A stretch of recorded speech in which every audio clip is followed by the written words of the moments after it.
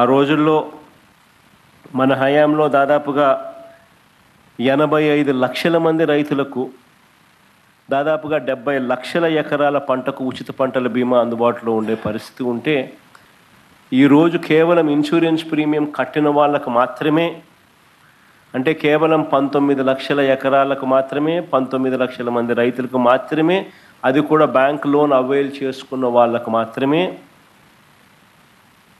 ఇప్పుడు ఇన్సూరెన్స్ అవైలబుల్గా ఉన్న పరిస్థితిని మనం చూస్తూ ఉన్నాం. సో మిగిలిన రైతుల పరిస్థితి ఏం కావాలా?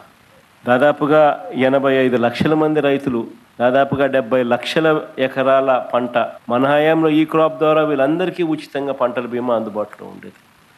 ఈరోజు ఆ పరిస్థితి పోయి కేవలం బ్యాంకు లోన్లు తీసుకున్న వాళ్ళకు మాత్రమే ఆ లోన్లు ఉన్నాయి కాబట్టి ఆ బ్యాంకర్లు కట్ చేసిన ఇన్సూరెన్స్ సొమ్ము అంటే కేవలం 19 లక్షల మంది రైతులకు మాత్రమే అవైలబుల్, కేవలం 19 లక్షల ఎకరాలకు మాత్రమే అవైలబుల్.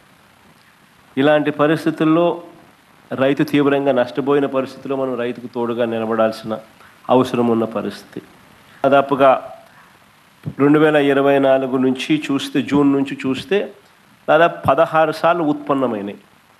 ఈ 16 సార్లకు సంబంధించి ఎంతమంది రైతులకు ఇన్పుట్ సబ్సిడీ అందింది, ఎంతమంది రైతులకు నష్టపోయిన పరిస్థితుల మధ్య వాళ్ళకు ప్రభుత్వం తోడుగా నిలబడింది అని చెప్పి చూస్తే ఈ ప్రభుత్వం తరపు నుంచి గుండు సున్నా కనిపిస్తుంది.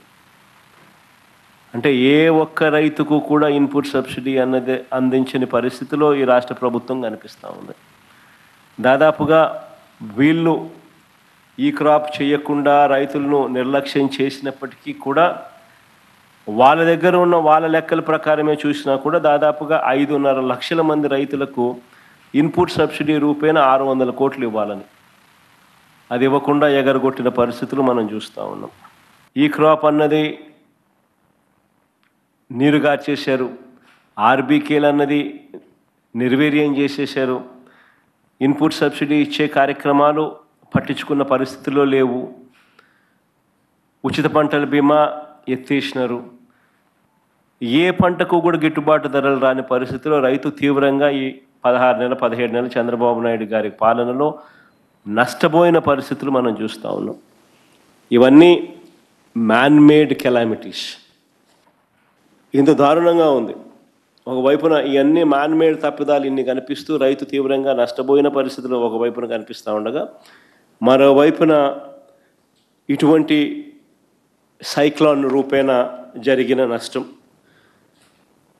ఇలాంటి సైక్లోన్ రూపేణ జరిగిన నష్టాల మధ్య మనం రైతుకు ఎక్కడ తోడుగా ఉండగలుగుతాము అని అంటే, ఎన్యూమరేషన్ అన్నది ప్రభుత్వం చేతులెత్తేసే కార్యక్రమం చేయకుండా ఆ ప్రతి గ్రామంలోనూ కూడా వైఎస్ఆర్సీపీ నష్టం జరిగిన ప్రతి గ్రామంలో కూడా ఎన్యూమరేషన్లో ఏ ఒక్కరికి కూడా నష్టం జరగకోకుండా వాళ్ళ తరపున వాయిస్ ఇవ్వగలగడం, వాళ్ళ తరపున మనం ప్రభుత్వం మీద యుద్ధం చేసైనా సరే వాళ్లకు రైతుల తరపున మనం తోడుగా నిలబడడం.